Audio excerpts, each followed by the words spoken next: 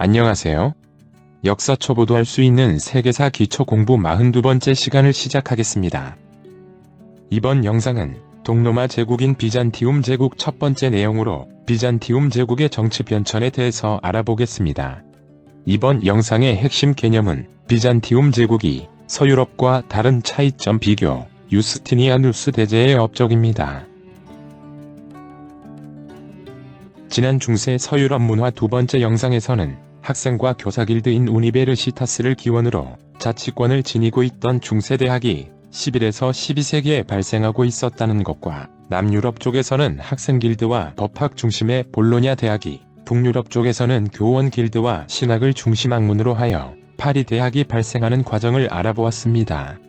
그리고 중세 건축 양식으로 이탈리아를 중심으로 발달한 장중하고 육중한 느낌의 로마네스크 양식과 높고 뾰족한 첨탑, 스테인드 글래스, 첨두형아치 등을 특징으로 하는 고딕 양식에 대해서 알아보면서 늑제국융과 플라잉 버트레스에 의해 고딕 건축의 얇은 벽이 만들어질 수 있었던 건축 기법도 간단하게 살펴보았는데요. 이번 비잔티움 제국 첫 번째 영상에서는 비잔티움 제국의 정치 변천에 대해서 알아보고, 다음 비잔티움 제국 문화 영상의 마지막 부분에서 서유럽과 비잔티움 제국을 도표로 간단하게 비교해보도록 하겠습니다. 서양 중세 영상을 시작하면서 중세의 출발이 되는 게르만족의 이동 내용과 수많은 게르만족 중에서 중세 주인공이 되는 프랑크 왕국의 발전 과정, 그리고 중세 유럽의 특징을 나타내는 봉건 제도와 로마 가톨릭에 대해서 각각 알아보았고, 중세 서유럽의 문화도 영상 두 개로 나누어서 철학과 문학, 그리고 대학과 건축에 대해서 알아보았는데요. 이번 영상을 시작하기 전에 지난 서양 중세 6개 영상 내용이 모두 서유럽에 해당하는 내용이고, 반면에 이번 비잔티움 제국은 동유럽에 해당한다는 것을 알아두는 것이 그 무엇보다 가장 중요할 것 같습니다. 이 비잔티움 제국을 동로마 제국이라 부르는데, 사실은 미리 말하면 고대 로마 제국이 395년에 두 개로 나뉘어져서 서쪽에 있던 나라인 서로마 제국만 멸망한 것일 뿐, 동쪽에 있던 로마 제국은 서쪽 영토가 줄어든 채로 고대 로마 제국이 그대로 이어오고 있던 나라였으므로 동로마 제국이라든지 수도 이름을 딴 비잔티움 제국이라는 국호는 후대에서 편의상 붙여진 이름이며, 공식 국호나 당시 국민들은 당연히 스스로를 로마 제국이라 불렀다는 것도 알아두시면 되겠습니다. 고대 로마 제국이 395년에 분열되면서 서유럽과 동유럽은 각각 다른 발전 과정을 겪게 되는데, 서유럽에서는 게르만 이민족의 침입을 받으면서 서로마 제국이 멸망해버렸고, 이동해온 게르만족 중에서 로마 가톨릭 개종으로 로마 교회와 손을 잡았던 프랑크 왕국이라는 나라가 중세 서유럽의 중심 국가가 되었는데, 전성기였던 카롤루스 대제가 서로마 황제의 대관을 받음으로써 중세 서유럽의 문화가 탄생했다는 평가를 받는다는 것을 알아보았습니다. 이후 프랑크 왕국의 분열과 노르만족 등 이민족의 침입을 막아내는 과정에서 기사계급 중심의 봉건제가 출현하였고, 로마 가톨릭이 중세 서유럽에 엄청난 영향을 끼치게 되면서 로마 가톨릭의 1인자인 교황과 중세 서유럽의 정치 1인자인 신성 로마 황제가 대립했던 카노사의 굴욕 사건 등을 거쳐 13세기 교황 인노켄티우스 3세 때에는 교황은 태양, 국왕은 달이라고까지 말할 정도로 교황권이 전성기를 맞이하게 되었고, 이런 로마 가톨릭의 전성과 강력한 교황권을 배경으로 십자군 전쟁도 일어나게 됩니다. 서양 중세 역사의 중심으로 인정받고 있는 서유럽이 이러한 발전 과정을 거치는 동안에 중세 동유럽에서는 과연 어떤 일이 있었을까요? 그럼 비잔티움 제국의 정치 변천에 대해서 알아보겠습니다. 서유럽에 있던 서로마 제국이 476년에 오도아케르에 의해 멸망되고 혼란을 겪고 있을 때에도 동유럽 지역에 있던 동로마 제국은 1453년에 오스만 제국에 멸망할 때까지 1000년간, 아니 엄밀히 말하면 기원전 8세기 중엽에 로물루스에 의해 세워진 고대 로마부터 2200년의 시간 동안 중단 없이 고대 로마 제국의 정통성을 계속 이어가면서 독자적으로 발전해가게 되는데, 비잔티움 제국을 서유럽과 비교해서 설명할 때 가장 중요한 내용으로 세 가지를 들 수 있습니다. 그 첫 번째가 바로 수도 콘스탄티노폴리스입니다. 한 국가에서 수도가 차지하는 비중은 원래 큰 경우가 많지만, 고대 로마 제국의 오랜 수도인 로마만큼이나 중요성이 큰 도시가 바로 이 콘스탄티노플로, 이 도시를 알아보는 것이 비잔티움 제국 이해에 꼭 필요하다고 볼 수 있습니다.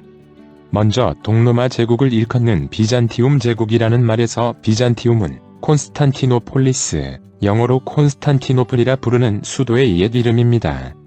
비잔티움이라는 도시는 기원전 7세기경에 아테네 남서쪽에 있던 메가라라는 도시국가가 건설했던 식민 도시로 일찍부터 동서교통의 요충지로 번영하여 인구도 계속 늘어나면서 큰 도시로 성장하고 있었는데, 기존의 오랜 수도인 로마 대신에 비잔티움을 수도로 삼은 사람은 이름에서 짐작하다시피 콘스탄티누스 대제입니다. 그러면 그는 왜 굳이 제국의 수도를 로마에서 비잔티움으로 천도했을까요? 고대 로마 말에 이미 동쪽의 비잔티움으로 수도가 옮겨지고 있다는 데서 이 도시가 상당히 번영하고 있었음을 짐작할 수 있는데, 디오클레티아누스 황제 때 실시된 사도 정치 체제에 따라 로마 제국에는 동서 황제, 정부 황제가 생겨나게 되었고, 이 황제들 간의 내전에서 승리하여 단독 황제로서 권력을 장악한 콘스탄티누스 1세는 내전을 치르는 과정에 이 비잔티움의 경제적 중요성뿐만 아니라 군사적 중요성까지 실감하게 되면서 천도를 결심하게 됩니다. 이후 324년에 원로원 등의 공공건물을 비잔티움에 집계하면서 대대적인 도시 공사를 진행하였고, 330년에 비로소 고대 로마 제국의 오랜 역사를 간직한 로마를 대신하여 비잔티움을 로마 제국의 공식적인 후계 수도로 선언하게 되어 비잔티움은 새로운 로마, 즉 노바 로마라는 이름으로 불리다가 콘스탄티누스 황제가 337년에 죽자 그의 이름을 따서 콘스탄티누스의 도시라는 뜻의 콘스탄티노폴리스로 이름이 바뀌게 됩니다. 이 콘스탄티노폴리스는 흑해에서 보스포루스 해협, 마르마라해를 거쳐 남쪽의 다르다넬스 해협을 통해 에게해와 지중해로 연결되는 뱃길의 가운데에 위치하고 있는데, 동쪽의 아시아와 서쪽의 유럽이 연결되는 중요한 통로로서 동서교통의 중심지이자 상공업과 무역의 중심지로 세계의 부가 3분의 2 모여있는 도시라는 평가를 들을 정도로 번영하고 있었습니다.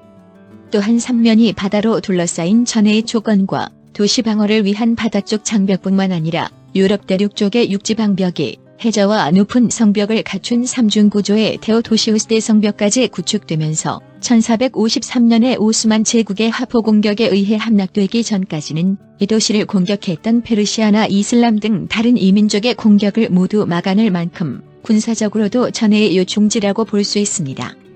또한 아시아와 유럽이 만나는 교차점이라는 지리적 이점과 천연의 항만인 금강만을 끼고 있는 콘스탄티노폴리스는 고대부터 상업과 무역의 세계적 중심지로 번영해왔으며 중세시대에도 유럽에서 가장 번영하고 문화적으로 발전된 도시였을 것을 예상할 수 있는데, 밀라노 칙령을 발표하여 그리스도교를 공인하고 니케아 공의회까지 개최하여 교리까지 통일했던 콘스탄티누스 황제 때 수도의 모습을 갖추면서 신에게 바쳐졌던 이 도시는 이후 역대 황제들에 의해 끊임없이 개축되고 다듬어지면서 그리스도교적 세계를 형성한 도시가 되는데, 이후 1453년에 콘스탄티노폴리스를 점령하고 비잔티움 제국을 멸망시킨 오스만 제국이 도시 이름을 이스탄불로 개칭했고, 오랜 역사에서 생겨난 수많은 문화유산과 아시아와 유럽의 문화가 뒤섞인 독특한 모습을 지니면서 세계적 관광도시가 되고 있습니다. 서유럽과 비교할 때 비잔티움 제국의 두 번째 특징은, 비잔티움 제국은 황제가 정치와 교회를 모두 장악한 강력한 황제권이 존재했다는 것입니다. 중세 서유럽의 특징이 봉건제와 로마 가톨릭이라는 데서 알 수 있듯이, 서유럽은 기사 중심의 정치 체제인 봉건제가 있었으므로 왕권이 미약했고, 로마 가톨릭의 1인자인 교황 세력이 강하여 신성 로마 황제나 각국의 국왕들과 서임권 문제 등에서 경쟁적인 관계에 있었던 것을 기억하실 텐데요. 반면에 비잔티움 제국은 정치와 군사의 1인자인 비잔티움 황제가 종교인 동방정교회까지 장악한 강력한 황제권이 중요한 특징으로, 이를 황제교황주의라 말하기도 합니다. 즉, 서유럽이 신성 로마 황제나 각국 국왕 등의 정치 지배자와 종교 지배자인 로마 가톨릭의 교황이 분리되었던 것에 비해서 비잔티움 제국은 황제가 그리스 정교의 1인자인 콘스탄티노폴리스 총대주교를 직접 임명하고 교리 논쟁의 결론에 관한 권한도 지닐 정도로 정치와 종교를 모두 황제가 장악한 강력한 황제권이 서유럽과 전혀 다른 특징이라고 볼 수 있습니다. 비잔티움 제국의 세 번째 특징으로 알아둘 내용은, 서유럽과 달리 경제적으로 상공업과 무역이 발달하고 자영 농민도 유지되고 있었다는 것입니다. 중세 서유럽의 봉건사회는 사회경제적으로 장원으로 구성되었고, 장원은 영지의 주인인 영주가 소작농인 농노의 노동력을 이용하여 생산하는 농촌 중심의 자급자족적인 경제체제라고 했습니다. 지중해 해상권 장악이 고대 페르시아 전쟁이나 포에니 전쟁의 원인이 되고 있었다는 데서 이미 고대부터 국제무역까지 발달하고 있던 경제가 중세 서유럽에 가서는 자급자족적인 원시 경제체제로 후퇴해가고 있었습니다. 물론 이민족의 침입이 줄어든 11세기 이후에는 장원경제가 발달하면서 농업 생산성도 늘어나고 또 십자군 전쟁을 계기로 서유럽에서도 상공업과 도시가 발달해가기는 하지만 그 이전까지의 중세 서유럽이 농촌 중심의 경제체제를 기본으로 한 것에 비해 동유럽의 비잔티움 제국은 고대 로마 시대의 상공업과 도시 발달 흐름이 계속되면서 화폐 경제가 발달하고 있었고, 특히 콘스탄티노폴리스는 업종별 길드를 통해 생산활동에 대한 통제가 이루어지고 비단길의 통로이기도 하여 유럽과 아시아, 북아프리카를 육상과 해상으로 연결하는 국제무역도 발달하고 있었습니다. 또한 서유럽 지역에서는 몰락한 자영 농민이 로마 말의 콜로누스를 거쳐 농로로 연결된 반면에 비잔티움 제국에서는 소규모 토지를 소유한 자영 농민 세력이 어느 정도 유지되고 있었다는 점이 서유럽과 경제적으로 다른 점이라고 볼 수 있겠습니다. 다음으로 비잔티움 제국의 전성기에 대해서 알아보겠습니다. 비잔티움 제국의 전성기를 이룩한 사람은 6세기 중엽의 유스티니아누스 대제입니다. 전임 황제인 삼촌 유스티누스 1세 황제는 유능한 장군 출신이었지만 국가 통치나 행정 부분에는 학식이나 소양이 부족했는데 양자로 들어간 조카 유스티니아누스가 삼촌을 대신해서 국정 전반을 실질적으로 도맡아 처리할 정도로 황제가 되기 이전부터 국가 통치에 뛰어난 능력을 보여주었다고 하는데, 삼촌의 뒤를 이어 황제가 된 유스티니아누스는 황제권 강화를 위해 능력 위주로 인재를 선발하고 황실과 귀족들의 관행적인 부정부패를 일소하는 등 여러 분야에 걸쳐 수많은 개혁을 단행하면서 열정적으로 국가 통치에 임하여 강력한 전제군주제를 확립했다는 평가를 받고 있으며, 성소피아 성당 건립 등 그리스도교에 대한 헌신을 인정받아 동방정교 측으로부터 성인의 칭호와 함께 대제의 칭호를 받은 동로마 제국 역사상 가장 위대한 황제로 평가받고 있습니다.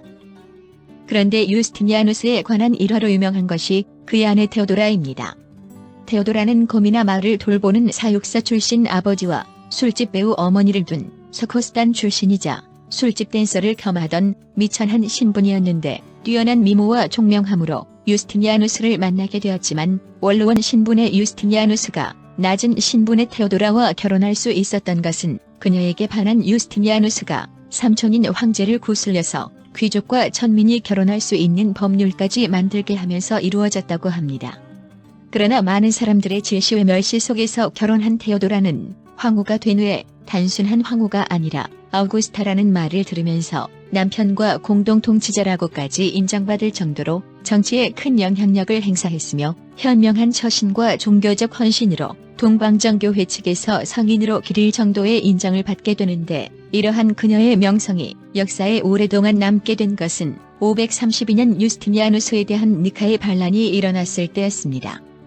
532년 1월 수도인 콘스탄티노플의 히포드롬이라 부르는 원형 경기장에서 당시 인기 높은 스포츠인 말이 끄는 전차 경기가 벌어지고 있었는데, 녹색당과 청색당이 대결하는 전차팀은 단순한 운동 경기팀이 아니라 정치적 색채까지 띤 파벌을 형성하고 있었고, 평소 정치적이거나 종교적 문제로 자주 충돌하여 황제가 양측 간의 폭동을 진압해야 할 정도로 심각하게 대립하고 있었습니다. 그런데 전차 경기 후에 양측 간에 벌어진 폭동을 진압하는 과정에 두 세력 지도자에 대한 강경 처벌에 불만을 품은 두 당이 뜻밖에도 연합하게 되고, 두 당의 선동 아래 원형 경기장에 모인 엄청난 군중들은 경기 관람을 위해 참석한 황제를 향해 그리스어로 승리를 뜻하는 니카를 외치는 상황이 벌어지게 됩니다.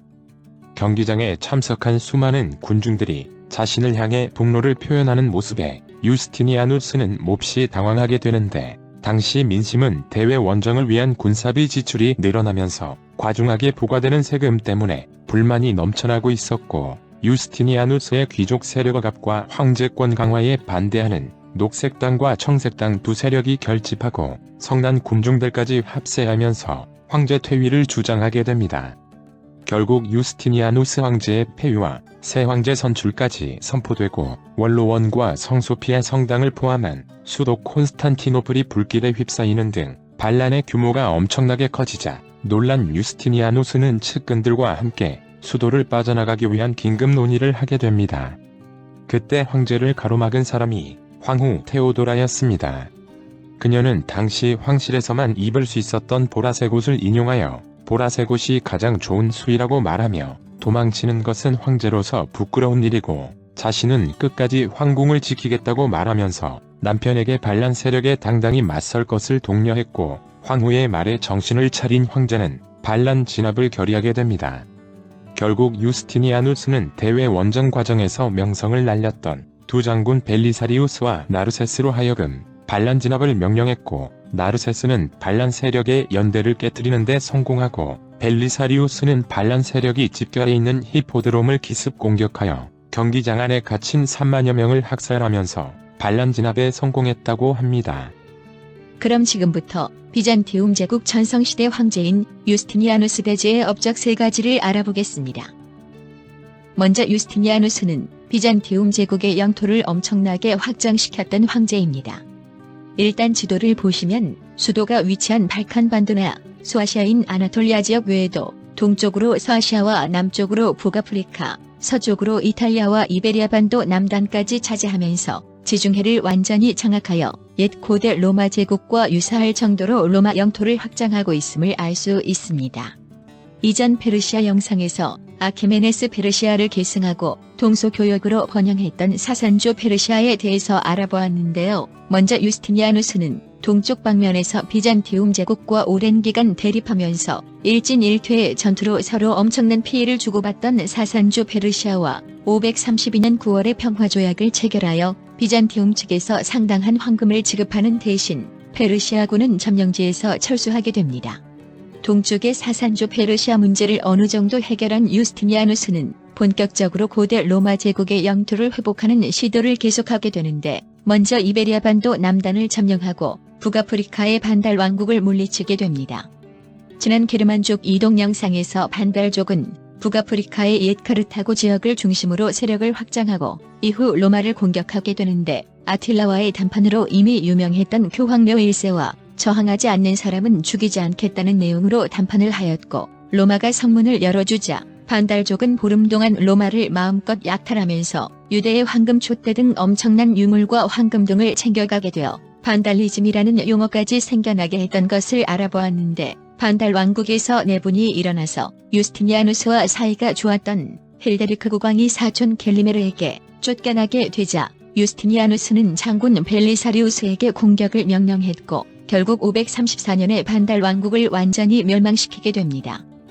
또한 벨리사리우스의 라이벌 나르세스 장군을 이탈리아에 파견하여 서로마 제국을 멸망시켰던 오도아케르를 몰아내고 이탈리아에 세워졌던 동고트 왕국까지 멸망시켰으며 이베리아 반도 남단의 서고트족을 공격하여 일부 지역을 점령하였고 그 외에도 평화조약 이후에도 계속 침공해오는 사산조 페르시아나 불가리아인의 전신인 불가르족 그리고 뒤르크족과 슬라브족의 침입까지 막아내면서 원래 동로마 제국 영토만이 아니라 서로마 제국 영토에 속했던 이탈리아와 북아프리카, 이베리아 반도 남단까지 차지함으로써 고대 로마 제국의 영토 중에서 갈리아 등 북유럽 지대를 제외한 대부분의 영토를 회복하는 등 영토를 확장하게 됩니다.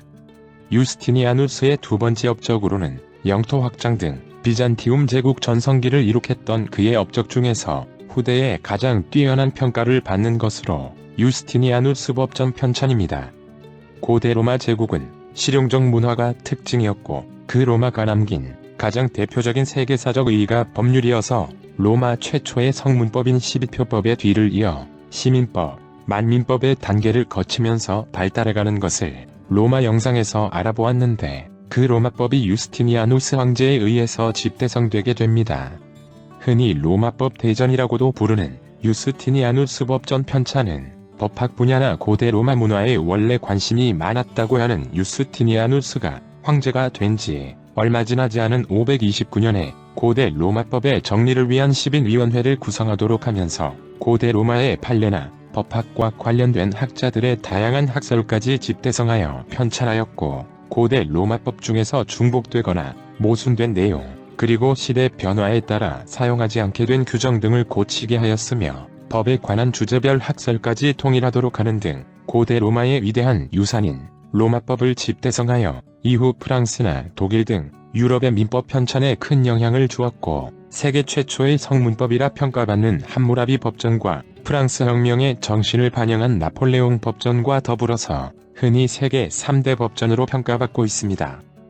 그리고 유스티니아누스의 세 번째 업적으로는 성소피아 성당 건립을 들 수 있습니다. 그는 황제 즉위 후에 수로나 교량 등 토목 사업이나 도시 재건을 위한 대규모 건축 사업에도 힘을 기울였는데 유스티니아누스 때 건립된 가장 대표적 건축물에는 하기야 소피아, 즉 성소피아 성당이 있습니다.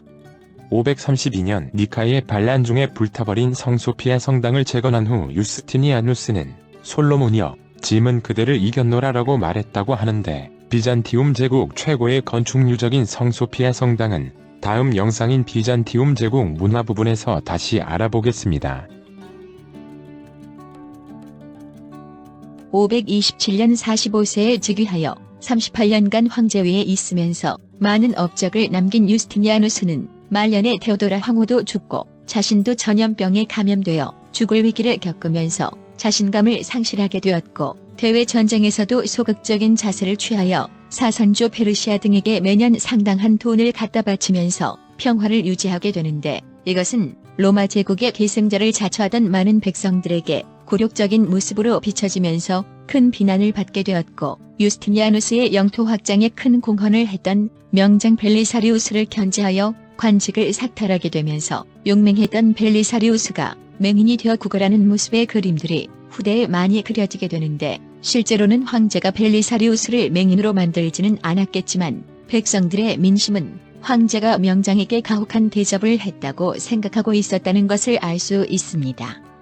또한 유스티니아누스가 평생을 들어 시도해왔던 고대 로마 제국의 옛 영토를 회복하려는 노력이나 성소피아 성당 건축 사업은 일반 백성들에게는 많은 세금을 거두고 그 돈을 쓸데없는 일에 낭비하면서 백성을 힘들게 하는 황제로 인식되었고 평화를 위해 사산주 페르시아에 황금을 준 것도 백성들의 인정을 받지 못하게 되면서 565년에 유스티니아누스 왕제가 83세의 나이로 사망한 소식을 들은 수도 콘스탄티노플 시민들은 크게 환호했다고 하는데 역사가들의 평가도 이전 황제들이 축적해놓은 황실 예산을 민생과 크게 관계없는 사업에 사용하여 국가재정을 어렵게 만들었다는 등 부정적인 평가도 있지만 로마법의 집대성이나 비록 막대한 돈을 주기는 했지만 페르시아 등과 평화를 유지한 점, 영토 확장을 통해 동로마 제국의 위상을 확립한 점이나 성소피아 성당 건립 등 문화적으로도 큰 업적을 남긴 점 등은 높이 평가받고 있습니다.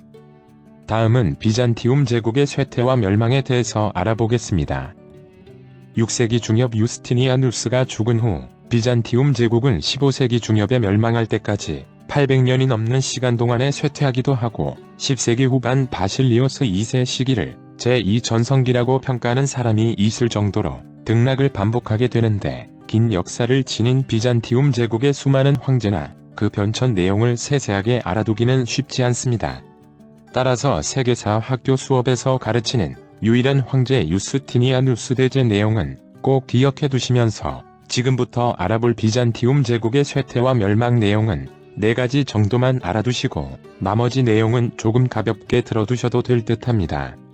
그 첫 번째 내용은 비잔티움 제국이 쇠퇴를 막기 위해 시도했던 개혁 내용인 군관구제와 돈전병제이고 두 번째는 등락을 거듭하는 과정 중에 제2전성기라는 평가를 듣는 바실리오스 2세 황제, 세 번째는 비잔티움 제국의 큰 쇠퇴 계기가 되는 제4차 십자군, 그리고 마지막은 1453년에 비잔티움 제국이 오스만 제국에 멸망한다는 4가지 내용을 큰 줄거리로 기억하시면서 비잔티움 제국의 쇠퇴 내용을 알아보겠습니다.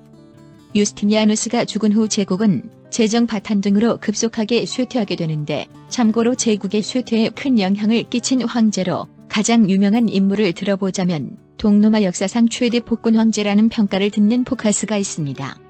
마우리키우스 왕제를 몰아내고 제위했던 8년 기간 동안에 자신에게 견제가 될 만한 수많은 황족들과 유능한 장군들 그리고 그의 눈밖에 난 수많은 사람들을 잔혹하게 고문하면서 서서히 죽게 하는 방법으로 살해하였고 유대인들을 박해하여 분노한 유대인들이 크리스트 교인들을 보복 학살하는 혼란도 초래하였으며 또한 무능하기도 하여 이민족의 침입을 막아내려는 그의 노력은 모두 허사로 돌아가게 됩니다.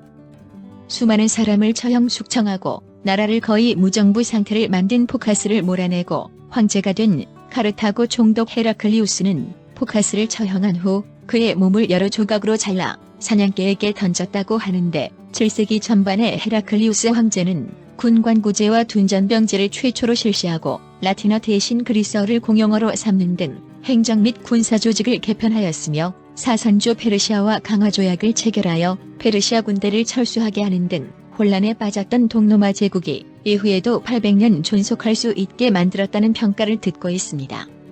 그러면 이 헤라클리우스 황제가 처음 실시했다는 군관구제와 둔전병제를 알아보겠습니다. 비잔티움 제국이 군관구제와 둔전병제를 실시하는 이유는 이민족의 침입이 그 원인이 됩니다. 지정학적 위치로 인해 끊임없이 이민족 침략을 받았던 비잔티움 제국은 일반 행정과 군정을 하나로 만든 군정일체의 군관구제와 둔전병제를 통해 군사력을 유지하고자 했습니다. 이 제도는 행정과 군사를 통합한 군관구라는 행정구역을 설치하고 황제가 직접 임명하여 주둔지의 군사뿐만 아니라 일반 행정, 사법권까지 장악한 스트라티고스라는 군단 사령관이 이끌어가도록 했는데 군관구에 주둔하는 군인에게 토지를 지급하여 둔전병이 되게 하였습니다. 이 둔전병은 해당 군관구 구역에 거주하면서 자영농으로서 농사를 지어 자신의 가족을 부양하고 군인으로 무장할 수 있는 경제력을 유지하게 되는데 이 둔전병제는 위진남북조 시대 위나라 조조의 둔전제에서 잠시 알아본 적이 있었습니다. 위의 둔전제는 조조가 시행한 토지 제도로 후한말에서 삼국시대로 이어지는 전란기에 농경지는 황폐화되고 유랑민이 늘어나자 군량미 확보나 세수 확보를 위해서 황무지나 국가가 소유한 땅, 새로 확보한 영토에 유랑민 등의 경작자를 모아서 그들을 집단적으로 농경지에 투입하여 경작시키는 제도였고 이 둔전제는 일반적으로 변경지역 등 군대가 주둔하는 지역의 농경지에서 군인들을 동원하여 농사를 짓게 하고 그 생산물로 군대 경비를 해결하는 제도로 동서양 역사 및 우리나라 역사에서도 많이 나타나는 제도라고 했습니다. 기존에 설치되어 있던 비잔티움 제국의 일반 행정 조직에 기초하면서 군사적 상황에 맞추어 31개의 군관구가 설치되었고 각 조직은 약 1만 명의 병력을 지니고 있었다고 하는데 점점 효용성이 입증되면서 동로마 제국의 기본적인 국방체제로 자리잡게 됩니다. 그러나 생업에 종사하는 일반인들을 군역으로 징발하는 것이 어려워지고 실제 전투에서도 직업 군인이나 용병이 선호되면서 이 군관구나 둔전병 제도는 점점 변질되어 갔으며 지방 유력자들의 대토지 소유가 늘어나서 둔전병의 소유지를 잠식하게 되고 제국의 쇠퇴와 함께 군사력은 점점 약화되게 되어 4차 십자군의 공격으로 중앙정부가 사라지면서 유명무실화되었고 14세기 군제 개편으로 완전히 사라지게 됩니다. 비잔티움 제국은 심각한 재정 위기뿐만 아니라 수도에서 발생한 전염병과 반란, 그리고 제국의 약화를 틈타 일어난 수많은 이민족의 침입을 계속해서 받게 되는데 랑고바르드족에게 북이탈리아를 뺏기게 되고 북쪽의 슬라브족도 발칸반도 남쪽까지 세력을 확장하게 되었으며 그 중에서 최대의 위험은 동쪽에서 동로마 제국과 오랜 싸움으로 사산주 페르시아가 쇠퇴하게 되자 그 뒤를 이었던 아랍인에 의한 이슬람 세력이 동로마 제국을 압박하게 됩니다. 다음 이슬람 영상에서 다시 학습하시겠지만 무함마드에 의해 이슬람교가 창시되고 헤지라를 거쳐 아라비아 반도를 장악한 이슬람 세력은 더욱 성장하여 8세기경에는 우마이야 왕조가 서아시아를 포함한 인더스강까지 세력을 확장하고 이베리아 반도 남부와 북아프리카까지 영역을 확대했던 시대였기 때문에 비잔티움 제국은 그동안 정복했던 이집트, 시리아 등 속주들을 상실하면서 8세기경에는 발칸반도 남부 지역과 오늘날의 터키 지역인 아나톨리아 일부 지역으로 영토가 줄어들게 됩니다. 이후 이슬람 세계가 9세기에 아바스 왕조와 후마이야 왕조로 분열되고 또 파티마 왕조까지 생겨나게 되자 비잔티움 제국은 이러한 이슬람 세계의 분열을 이용하여 영토도 다시 크게 확장하게 되는데 대표적인 황제가 10세기 후반에 비잔티움 제국의 두 번째 전성기를 열었다는 바실리우스 2세입니다. 바실리오스 2세는 18세의 동생과 함께 황제가 되었지만 정치적 경륜도 적고 내란도 발생하여 집권 초반에는 큰 어려움을 겪었다가 이후 권력이 안정되자 영토 확장을 시도하는데 먼저 바실리오스 집권 초반에 내란으로 힘든 비잔티움 제국을 쳐들어와서 바실리오스에게 치욕을 안겨주었던 불가르족에 대한 복수를 시작하게 됩니다. 군사력을 바탕으로 계속적인 영토 확장을 시도하던 바실리오스는 1014년 7월 29일 클리디온 전투에서 불가르군 내 대승을 거두고 포로로 잡은 1만 5천 명을 100명 단위로 나누어 100명 중에 1명만 한쪽 눈을 멀게 하고 나머지 99명은 두 눈을 모두 멀게 하여 한쪽 눈이 보이는 병사가 앞장서서 나머지 99명을 인도하여 고향으로 돌아가게 했는데 고국으로 돌아온 15,000명 부하들이 당한 잔혹함에 불가르족의 차르인 사무엘은 충격으로 사망했다고 하며 이 사건을 계기로 바실리오스는 불가르족 학살자라는 불가롭토노스라는 별명을 얻었다고 하는데 이 내용이 실제 사실이 아님을 주장하는 학자들도 많이 있다고 합니다.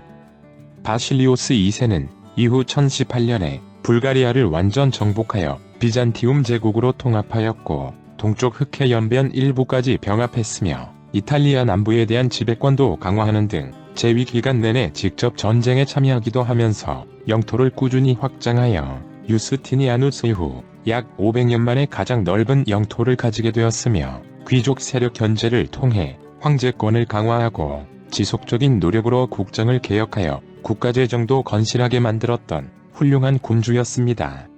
그러나 결혼을 하지 않아서 후사가 없었던 바실리오스 2세 뒤를 이은 황제들은 무능했고 경제적으로도 지방 세력들의 대토지 점령이 점점 늘어나면서 둔전병제도 붕괴되고 자영농도 몰락하면서 비잔티움 제국에서도 점점 기사와 봉건 영주 중심의 서유럽 봉건 사회와 유사한 모습이 나타나면서 황제권도 약화되게 되었고 이후 1071년 만주케르트 전투에서 셀주크 튀르크에게 패배하면서 소아시아 등 많은 영토를 빼앗기게 됩니다.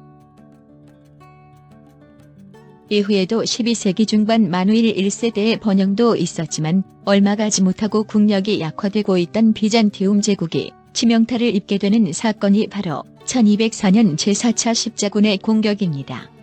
아시다시피 아랍인 이슬람 세력의 뒤를 이어 새로운 서아시아의 주인공으로 떠오르는 민족이 튀르크족인데 그중 셀주크 튀르크의 압력을 받고 있던 비잔티움 제국의 황제 알렉시오스 1세는 셀주크 튀르크의 공격을 막기 위해서 서유럽 쪽의 실세인 로마 가톨릭 교황 우르바누스 2세에게 도움을 요청하게 됩니다.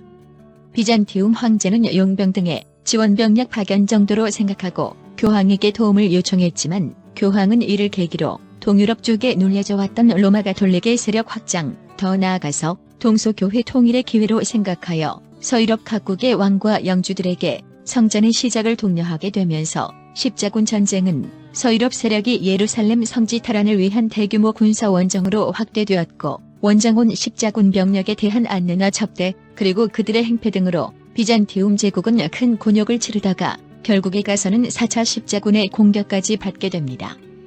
1204년 4차 십자군은 상권 확대를 노리는 베네치아 공화국의 사주를 받아 성지 회복이라는 원래 목표가 변질되면서 십자군 원정대는 이교도의 손에 들어간 예루살렘 대신에 도움을 요청했던 같은 그리스도교인 비잔티움 제국의 수도 콘스탄티노폴리스를 공격하여 엄청난 약탈까지 자행하고 결국 제국을 분할 점령하게 되면서 비잔티움 제국은 멸망하게 됩니다. 로마 제국이 395년에 분열한 후에 서로마 제국이 멸망한 것과는 달리 동로마 제국인 비잔티움 제국은 1453년까지 1000년간 이어진다고 했는데 정확하게는 4차 십자군의 공격으로 1204년에 나라가 없어졌다가 1261년에 다시 비잔티움 제국이 건국될 때까지 57년간 라틴 제국 등으로 나뉘어서 제국의 명맥이 단절되기도 했다가 이후 다시 제국이 회복되었으나 이미 국력은 많이 약화되게 됩니다. 이후 급속히 쇠약해진 비잔티움 제국은 결국 1453년에 오스만 제국에게 수도 콘스탄티노폴리스가 함락당하면서 완전히 멸망당하게 되는데 셀주크 튀르크의 지배에서 독립한 오스만 1세가 1299년에 건국한 오스만 튀르크는 서아시아와 지중해의 새로운 주인공으로 떠오르면서 14세기에 이미 발칸반도 대부분을 차지하게 되는데 당연히 장기간 이어온 로마 제국인 비잔티움 제국의 수도 콘스탄티노폴리스 공략을 시도하게 됩니다. 1453년 4월 2일 오스만 제국의 술탄 메흐메트 2세의 15만 대군과 200척 함선이라는 대규모 공격을 받은 비잔티움 제국의 수도 콘스탄티노폴리스는 인구도 격감하여 술탄의 공격에 맞서는 군대는 외국 용병 2,000명을 포함하여 7,000명에 불과했습니다. 북쪽 금강만에 적함의 침입을 막는 쇠사슬을 설치하고 천혜의 요새가 되는 삼면이 바다라는 조건과 그동안 수많은 이민족 공격을 막아냈던 테오도시우스 3중 방벽을 이용하여 적은 인원으로 오스만의 대군을 막아내고 있었는데 오스만 제국은 쇠사슬이 설치된 금강만을 우회하기 위해 함선을 육지 위로 끌어올려 이동시켜서 다시 금강만에서 공격해오는 놀라운 전법과 중국에서 도입한 화약을 사용하는 엄청난 크기의 대포 공격으로 콘스탄티노플의 3중 방벽을 계속 깨뜨리게 되는데 2개월간의 공성전을 버텨내던 콘스탄티노플도 오스만 측이 마지막 총공세를 취한 5월 29일 결국 함락되게 되고 비잔티움 제국의 마지막 황제 콘스탄티누스 11세는 황제 예복을 벗고 적진으로 뛰어들어 육탄전을 벌이다가 장렬히 전사하면서 기원전 8세기에 건국되어 2200년을 이어온 오랜 역사의 로마 제국은 역사에서 사라지게 됩니다. 비잔티움 제국의 정치 변천에 대한 영상은 여기까지입니다. 시청하시느라 정말 수고하셨습니다. 다음 43번째 영상은 비잔티움 제국의 문화에 대해서 학습하시겠습니다. 대단히 감사합니다.